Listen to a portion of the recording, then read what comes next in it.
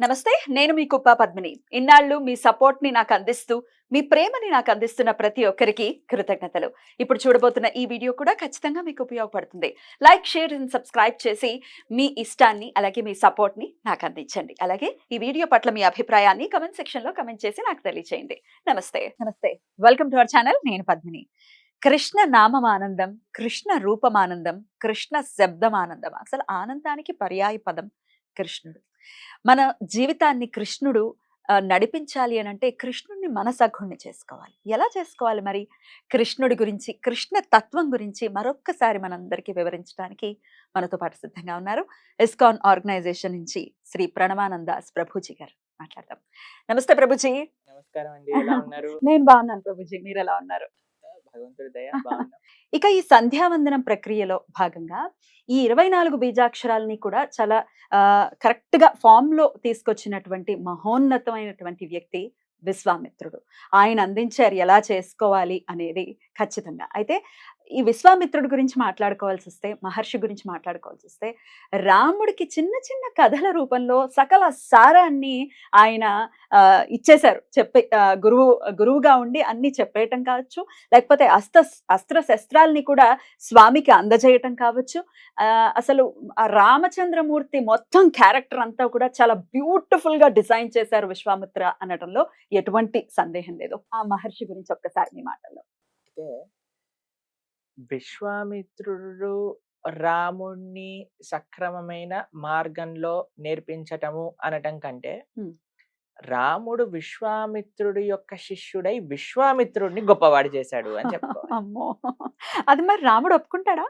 తప్పకుండా. ఒప్పుకుంటాడా? ఎందుకు అనంటే ఎందుకంటే రాముడు నేను దేవుడిని ఒప్పుకోరు కదా! మరి ఒప్పుకుంటారా ఈ మాట? రాముడు చెప్పిన విషయం ఆత్మానం మానుషం మన్యే, అంటే నన్ను మనిషి అంటారు అని అన్నాడు, కానీ నేను మనిషిని అని రాముడు అనలేదు. లేదా? ఓకే. ఎందుకంటే ఆయన భగవంతుడయ్యి ఎలా మనిషి అని అంటారండి? ఆ. అలా అంటే తప్పు కదా. ఆ. నేను భగవంతుడి యొక్క స్వరూపాన్ని ఇప్పుడు ఒక మనిషి అని అనుకోండి, ఓయ్ జటాయు నీకు మోక్షాన్ని ఇచ్చేస్తున్నా అని ఎలా అనగలుగుతాడు? హ్మ్.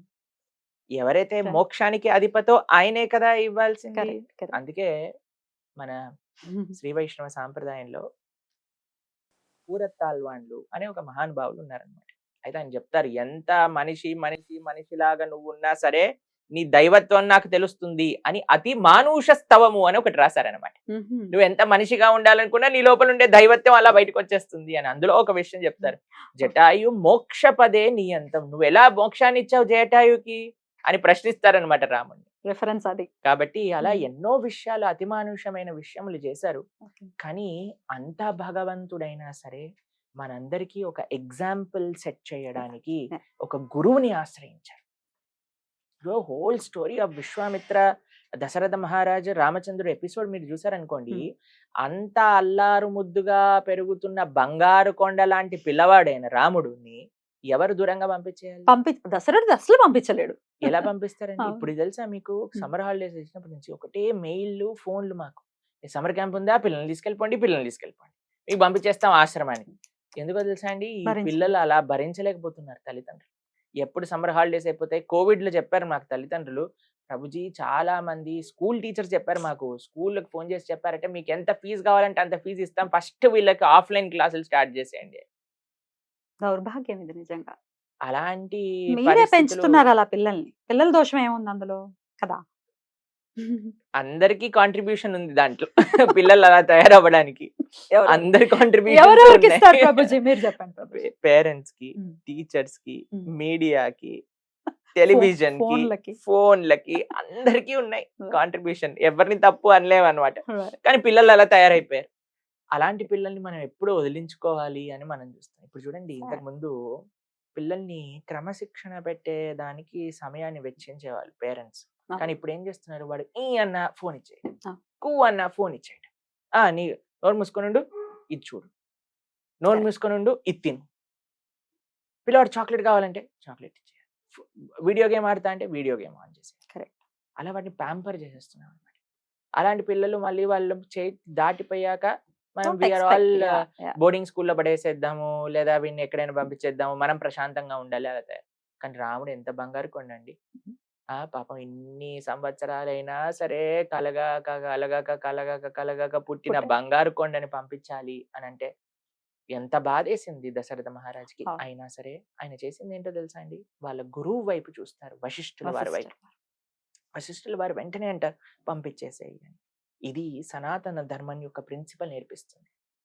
నీ అటాచ్మెంట్స్, నీ ఆలోచనలు నీకు ముఖ్యం కాదు. నీ గురువు ఆజ్ఞ ఏదైతే ఉందో దాన్ని అనుసరించటం ధర్మము. దశరథ మహారాజ్ ఒక్క మాట అన్నాడండి, విశ్వామిత్రుడు పంపించేయి అన్నాక తన ప్రాణాతి ప్రాణమైన రాముని పంపించడానికి ఇష్టం. సాక్షాత్తుగా భగవత్ స్వరూపమైన రాముడు కూడా విశ్వామిత్రుడిని ఆశ్రయించి ఒక శిష్యుడిగా ఉండి గురు శుశ్రూష చేసి జ్ఞానాన్ని తెలుసుకోవడానికి రెడీగా ఉన్నాడు. కానీ మనం అనుకుంటాం నాకెవడు గురువు అవసరం లేదు, నాకు తెలిసిందే ధర్మము. ఎంత వ్యత్యాసం చూడండి. భగవంతుడు కూడా గురువుని స్వీకరించాడు, కృష్ణుడు కూడా సాందీపనుని గురువుగా స్వీకరించారు, గురుకులానికి వెళ్ళారు, గురు సేవ చేసుకున్నారు. కానీ మనకి మాత్రం గురువు వద్దు. ఇంకా మాట్లాడితే నేనే గురువుని నువ్వు ఇక్కడ రా, నేను నీకు చెప్తాను ఏంటి ధర్మం అంటాడు. కాబట్టి ఇలా తయారైపోయాం మనం. ఎట్లా మరి ప్రభుజీ గురువుని ఎలా మనం సెలెక్ట్ చేసుకోవాలి? ఎందుకంటే బయట ప్రపంచం కూడా ఒకవేళ గురువు అని చెప్పుకుని తిరిగే వాళ్ళు ఎక్స్‌ప్లాయిట్ చేసేటటువంటి పరిస్థితి ఉంది. అందుకని భయపడుతున్నారు కూడా. అమ్మో వద్దు బాబు ఈ గురువు లివింగ్ గురువుస్ వద్దు. ఇప్పుడు చాలా మంది కృష్ణుడినే గురువుగా ఎలాగో చెప్పింది శాస్త్రం, కృష్ణం వందే జగద్గురు అని. ఎలా మరి గురువుని, లివింగ్ గురువుని ఎలా సెలెక్ట్ చేసుకోవచ్చు? ఇప్పుడు మనం అనుకుంటాం ప్రమాదం ఎక్కడో ఒక చోట ఉన్నది. ఇప్పుడు చూడండి, మీరు వినే ఉంటారు కొన్నిసార్లు స్కూళ్ళు మోసం చేసేస్తాయి, వాటికి గవర్నమెంట్ ఆథరైజేషన్ ఉండదు. అయినా సరే జనాలు జాయిన్ అయిపోతారు, తర్వాత టైం వచ్చేసరికి మాకు ఆథరైజేషన్ లేదు అని ఎక్స్పోజ్ అయిపోతాయి అలాంటి స్కూల్. అలాంటి స్కూళ్ళకి పంపించడం ఆపేద్దామా పిల్లల్ని?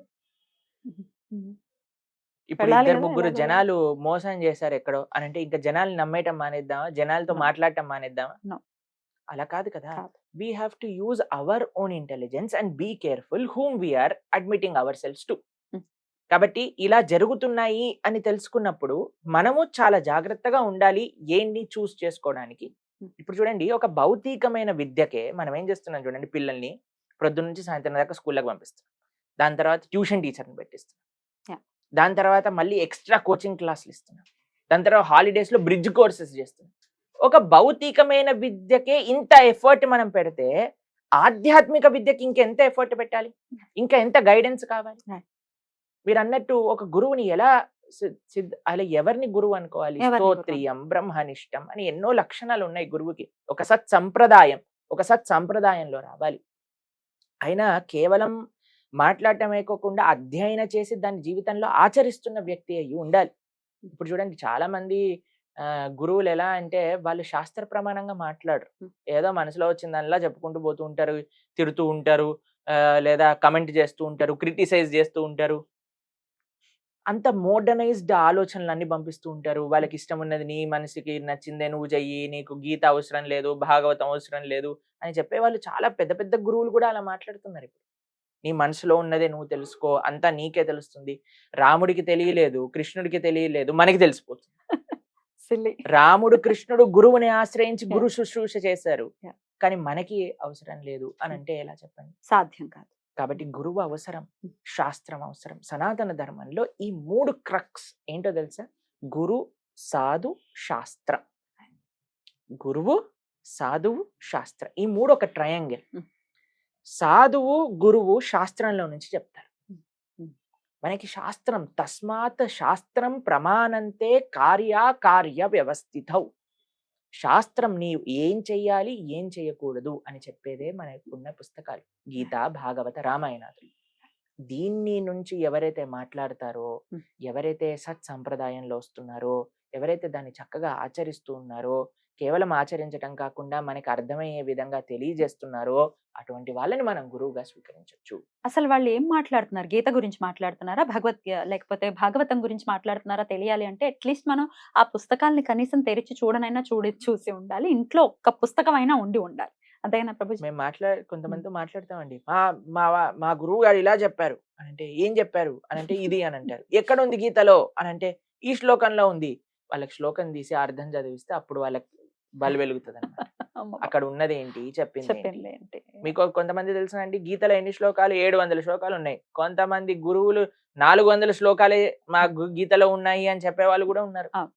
ఎలాంటి సిద్ధాంతాలంటే, కొంతమంది రావణాసురుని దేవుడు అనే లాంటి సిద్ధాంతాల నుంచి ప్రారంభం అవుతే ఇంకా చెప్పలేనన్ని అవైదిక సిద్ధాంతాలు ఇప్పుడు మనకి కనిపిస్తూ ఉన్నాయన్నమాట. కాబట్టి మనం జాగ్రత్తగా ఉండాలి అని అంటే, let's take shelter of the Vyasa scriptures. వ్యాసదేవుడు ఇచ్చిన మన గీత, భాగవత, రామాయణాదులను మనం ఎప్పుడైతే చక్కగా అధ్యయనం చేస్తామో, సత్ సంప్రదాయంలో ఉండే గురువులను ఆశ్రయిస్తామో, అప్పుడు ఎవ్రీథింగ్ విల్ బి క్లియర్. ఇది చేయాల్సిన అవసరం లేదు, మనం ఏం ఎక్స్పెరిమెంటల్ చేయాల్సిన అవసరం లేదు. వ్యాసాయ విష్ణు రూపాయ వ్యాస రూపాయ విష్ణవే, సాక్షాత్తుగా భగవంతుడి యొక్క లిటరరీ ఇన్కార్నేషన్ ఆయన. అద్భుతం ప్రభుజీ.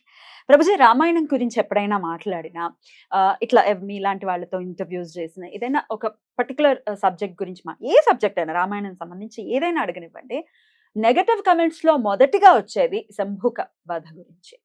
మీరు అసలు చదువుకున్నారా? నన్ను చాలా మంది ప్రశ్న చేశారు ఇట్లా నెగటివ్ కమెంటర్స్. మీరు చదివారా శంభుక వధ గురించి? మరి దాని గురించి కూడా ప్రస్తావించండి అని చాలా కాంట్రవర్షియల్ గా మాట్లాడటం అనేది అబ్జర్వ్ చేసినటువంటి విషయం. అసలు ఏంటి శంభుక వధ, ఎందుకింత కాంట్రవర్షియల్ చేస్తారు? అసలు స్టోరీ ఏంటో మీకు చెప్తాను. ఏమైందో మీరు చెప్పండి, రాముడు చేసింది కరెక్టా రాంగ్? నేను ఏం జరిగిందో చెప్తాను అంతే, మీరు న్యాయ నిర్ణేత. ఓకేనా? ఒకసారి రాముడు అయోధ్యలో ఉండగా ఒక బ్రాహ్మణోత్తముడు ఆయన దగ్గరికి వచ్చి, అయ్యా, నా పిల్లవాడు నా ముందే చనిపోయాడు అంటే నీ ఈ రాజ్యంలో ఏదో తప్పు జరుగుతుంది అని చెప్తారు. ఎందుకంటే దట్ వాజ్ అన్యాచురల్. తల్లిదండ్రుల ముందు పిల్లలు చనిపోవటం అనేది అన్యాచురల్. అంత ధార్మికంగా ఉండేదన్నమాట ఆ సొసైటీ. అయితే ఏదో తప్పు చేస్తుంది, నువ్వే బాధ్యత వహించాలి అని అంటారు. అయితే రాముడు, ఏంటి ఆ ధర్మం జరుగుతుంది, పరిశీలన చేయండి అని అంటారు. So how the story goes, ఒక శంభుకుడు అనే ఒక వ్యక్తి తపస్సు చేస్తున్నాడు, శాస్త్రాలను అధ్యయనం చేసి దాని లోపల నుండి వచ్చే మంత్రములను అనుష్ఠానం చేస్తున్నాడు అనే విషయం రాముడికి తెలుస్తుంది. రాముడు ఈ శంభుకుడి దగ్గరికి వెళ్తాడు. వెళ్ళి, అయ్యా, నువ్వు ఎందుకు తపస్సు చేస్తున్నావు అని అంటే, నేను ఇంద్రుడు యొక్క పదవిని పొందాలి అని తపస్సు చేస్తున్నా అని అంటాడు. అప్పుడు రాముడు ఈ శంభుకుడు అనే వ్యక్తిని సంహరిస్తారనమాట. మీకు ఒక విషయం చెప్తానండి, తపస్య చేయటం రాంగ్ కాదు, శాస్త్రాధ్యయన చేయటం రాంగ్ కాదు. ఏ ఇంటెన్షన్తో చదువుతున్నాము, ఏ ఇంటెన్షన్తో తపస్య చేస్తున్నాము అనేది ముఖ్యము. రావణాసురుడు తపస్సు చేశాడు, దేనికోసం చేశాడు? అందరిని వణికించడానికి చేశాడు. హిరణ్యకశిపు తపస్సు చేశాడు, ఎందుకు? మరణము లేని జీవనము ఇప్పించ లోకాధీశవే, ఎందుకంటే నాకు మరణం లేకపోతే మిగతా వాళ్ళందరినీ నేను శాసించవచ్చు. ఇప్పుడు కూడా జనాలు ఎడ్యుకేట్ అవుతున్నారు, ఎక్స్ట్రాపలెంట్ ఇంటెలిజెన్స్ తెచ్చుకుంటున్నారు. ఎందుకు? ఒక బాంబులు తయారు చేయడానికి, లేదా కొన్ని న్యూక్లియర్ వెపన్స్ తయారు చేయడానికి. మీరు చెప్పండి, అది కరెక్టా? Not at all. ఇప్పుడు ఒక చిన్న పిల్లవాడికి మనం తీసుకెళ్లి కత్తిని ఇచ్చేస్తామా? ఇచ్చేయం చాలా జాగ్రత్తగా, ఎందుకంటే ఆ పిల్లవాడికి ఆ మెచ్యూరిటీ లేనప్పుడు ఆ కత్తితో ఏదైనా చేయొచ్చు. రాముడు శంభుకుడిని సంహరించింది కేవలం ఆయన ఏదో శూద్రుడిని కాదండి, ఆయనకుండే మెంటాలిటీ. ఇప్పుడు ఇంద్రుడికి ఆయన రెస్పాన్సిబిలిటీ ఉంది, నువ్వు ఇంద్రుడు అవ్వాల్సిన అవసరం ఏముంది? ఉన్నాడు, దానికోసం తపస్సు చేయాల్సిన అవసరం లేదు. ఒక హృదయాన్ని ప్యూరిఫికేషన్ కోసం తపస్సు చేయి. ఏ రత్నాకరుడు, వాల్మీకి మహర్షి తపస్సు చేసి ఒక గొప్ప మహర్షి అయ్యి రామాయణాన్ని రచించలేదా? కాబట్టి అటువంటి రత్నాకరుడు, వాల్మీకి మహర్షి అయిన అంత గొప్ప మహర్షి ఇప్పటికీ మనందరము స్తోత్రం చేస్తుంటే, ఒక వేటగాడైన రత్నాకరుణ్ణి మనం ఇంత గొప్పగా జీవితాన్ని మంచి మార్గంలో పెడితే మనం ఎంత స్వీకరించామో, శంభకుణ్ణి ఎందుకు స్వీకరించలేడు? రాముడికి శూద్రులతోటే ప్రాబ్లం ఉంది అనుకోండి, గుహుణ్ణి ఎంబ్రేస్ చేసుకుంటాడా? శబరి తిన్న ఎంగిలి పండ్లను తింటాడా? ఒక కోతి అయిన సుగ్రీవుడిని కాపాడడానికి చూస్తాడా? ఒక రాక్షసుడైన విభీషణుని యొక్క శరణాగతి యాక్సెప్ట్ చేస్తాడా? కాబట్టి జనాలు ఎంత విచిత్రంగా మారుతారంటే, దేర్ ఇస్ నో, అసలు తాత్విక చింతన కూడా జనాలకి ఈ మధ్యలో లేదండి. ఏదో ఒకటి ఇన్స్టాగ్రామ్ లోనో ఎక్కడో ఒకటి వినటము, విన్నాక నాకేదో తెలుసు అని మనం కూడా వీఆర్ బోస్టింగ్ అవర్ ఈగో. కాబట్టి Rama is not against anybody performing tapasya. దాని ఇంటెన్షన్ ఏమిటి? రావణాసుడు కూడా ఇదే ఇంటెన్షన్ తో చేశాడు. నేను కూడా ఇంద్రుడు కంటే శక్తివంతమైన అవ్వాలి. హిరణ్యకశిపు కూడా, ఇది రాక్షస మెంటాలిటీ. రాముడు సంహరించింది ఒక పర్సన్ గా చూడదు, ఒక మెంటాలిటీని సంహరించారు. అట్లాంటి మెంటాలిటీ ఉండి మనం కూడా తపస్సు చేస్తే మనం కూడా సంహరింపబడతాం. అంతే. అంతే. అది రాముడు వచ్చి పర్సనల్ గా శంభకుడిని చేశాడు, కానీ మన జీవితమే మన ఆచరణని మనల్ని సంహరిస్తుంది. కాబట్టి శాస్త్రం మీద, భగవంతుడి మీద మాటలనే ముందు అసలు ఏంటి తెలుసు అసలు ఏం జరిగింది, దాని నుంచి భగవంతుడు మనకి ఏం నేర్పిస్తున్నారు అని కొద్దిగైనా మనం టైం ఇన్వెస్ట్ చేయాలి. మన సొసైటీలో ఇప్పుడున్న అన్నిటికంటే బిగ్గెస్ట్ ప్రాబ్లం ఏంటి అంటే, nobody wants to invest time. ఎవ్వరికి కూడా టైం ఇచ్చి ఏంటి అసలు రామాయణం, ఏంటి అసలు భాగవతం, ఏంటి అసలు గీత, నో. దానికి ఆన్సర్ నాకు తెలిసిందే గీత. అసలు మాకు టైం లేదు అని అంటున్నారు ప్రభుజీ.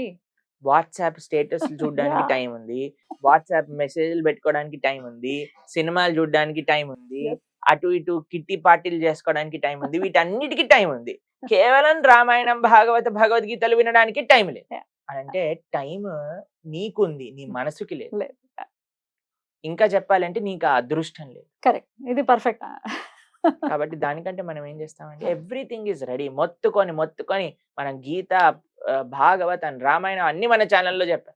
కానీ it's not that people are not ready to hear. మన ఛానల్లో చెప్పిన గీత more than 8 lakh people have heard. Bhagavatam more than 8 lakh people have heard. కాబట్టి ఉన్నారు. అటువంటి వాళ్ళకి మనం ఒక ఆపర్చునిటీ ఇస్తున్నాం, దాన్ని ఇంకా యూజ్ చేసుకోవాలి. ఇప్పుడు మనకు అనిపిస్తుంది ఎందుకు కొన్నిసార్లు ఈ ఆధ్యాత్మికవేత్తలు ఇలా కొద్దిగా కఠినంగా మాట్లాడతారు. ఇప్పుడు నేను అన్నా ఇందాక వాళ్ళకి అదృష్టం లేదు అని. దట్ ఈస్ నాట్ ఎవరినో కించపరచడానికి కాదు, ఆ బాధ ఆ విధంగా వస్తుంది. సో మీరందరూ మన జీవితం లక్ష్యం ఏంటండి? మనం మారుతూ మేము ఎందుకు ఇలా అన్ని వదిలేసి ఒక సాధు జీవితాన్ని గడుపుతూ శాస్త్ర అధ్యయనం చేస్తూ ఇలా మాకు వచ్చిన ఆపర్చునిటీస్ తో భగవంతుడి గురించి ఎందుకు చెప్తున్నాం అంటే, మనందరం కూడా శాస్త్రం తెలుసుకొని మారడానికి, మంచి వ్యక్తులం అవ్వడానికే కదా. సో అమ్మ కొట్టినా సరే పిల్లవాడికి మంచికి ఎలానో అలానే శాస్త్రం కూడా కొన్నిసార్లు కఠినంగా మాట్లాడుతుంది. దేనికోసము అని అంటే మనకి మంచి నేర్పించడానికి. రాముడు కూడా శంభకుడి యొక్క సంహారం చేశారు అని అంటే దాని వెనకాల ఉండే ఒక రీజన్, దాని వెనకాల ఉండే ఒక లెసన్ మనం ఆలోచించగలిగితే అప్పుడు మనకి మంచిది అవుతుంది. కొంతమంది అంటారు, ఏమంటారో తెలుసా అండి, మేము విన్నాము, రాముడు ఆర్యుడు ద్రవిడులందరినీ ఇది చేయడానికి ఇటువైపు వచ్చేసి వీళ్ళందరినీ సంహరించేసి ఒకవైపు సరే అలా ఆలోచించుకుందాం, ఆయన ఒక ఇన్వేడర్ గా వచ్చాడు అని. మరి సుగ్రీవుడికి రాజ్యం ఇవ్వకుండా ఆయనే అనుభవించవచ్చు కదా. ఈయన పాపం గుహలో ఎందుకు దాక్కున్నాడు? 6 నెలలు ఎందుకు ఇచ్చాడు సమయం? ఎందుకు ఇవ్వాలి? రాజు చక్రవర్తి అయితే ఆయన తలపైన అంకుశం పెట్టి చేయించాలి గాని, పాపం అలా నేనేదో గుహలో ఉంటా, నువ్వు 4 నెలల తర్వాత రా అని చెప్తాడా అండి? ఇప్పుడు రావణ సంహారం చేస్తే బ్రహ్మాండమైన సుందరమైన బంగారంతో చేసిన లంకని ఆయనే అనుభవించచ్చు. ఒక్క రోజైనా ఉన్నాడా అండి? ఒక 2 nights 3 days అయినా పాపం వెకేషన్ చేసుకున్నారు ఆయన. వెంటనే ఒక్క నిమిషంలో బయలుదేరిపోయాడు. ఎవరిని రాజు చేశారు? విభీషణుడిని రాజు చేశారు ఆయన. కాబట్టి రాముడికి ఏం అవసరం లేదండి. He will make the right kind of correction. Thank you Prabhuji, చాలా అద్భుతంగా మీ సమయాన్ని మాకు ఇచ్చి ఎన్నో మంచి మంచి విషయాల్ని మాకు తెలియజేశారు. మరొక్కసారి కృతజ్ఞతలు ప్రభుజీ. మీరు ఎప్పుడున్నా ఇలాగే మాకు సమయం ఇవ్వాలని మరొక్కసారి మీకు మనవి చేస్తూ కృతజ్ఞతలు ప్రభుజీ. నమస్కారం. నమస్తే.